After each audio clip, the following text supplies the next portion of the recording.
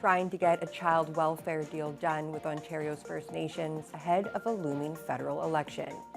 Good evening and thank you for joining us. Local MP Patty Hajdu, who serves as the Federal Indigenous Services Minister, is fighting against the clock on child welfare reform. After the Assembly of First Nations recently defeated a $48 billion agreement, Ottawa is now separately negotiating with Ontario First Nations.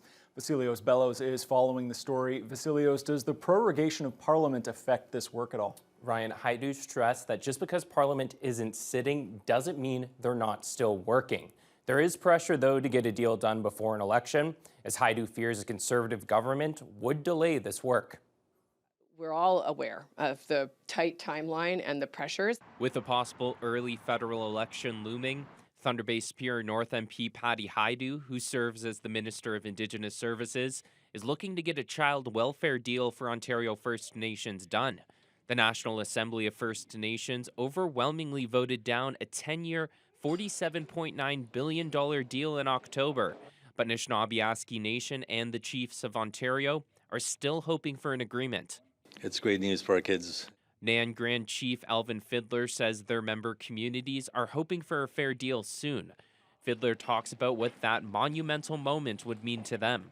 Give our communities the resources that they need to look after their own children, and also for the jurisdictional shift to happen so that the authority, the control will go back to the communities. They were devastated when the deal fell through and approached the Government of Canada to cease litigation so that the Ontario First Nations families could move forward with the spirit of the final settlement agreement.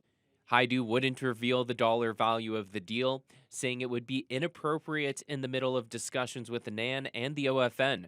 While Hajdu says a prorogued parliament shouldn't delay any of the negotiations, she admits there's a tight timeline considering opposition parties are calling for an early election. If a deal isn't done before then, Hajdu isn't optimistic the next potential government will keep the work going.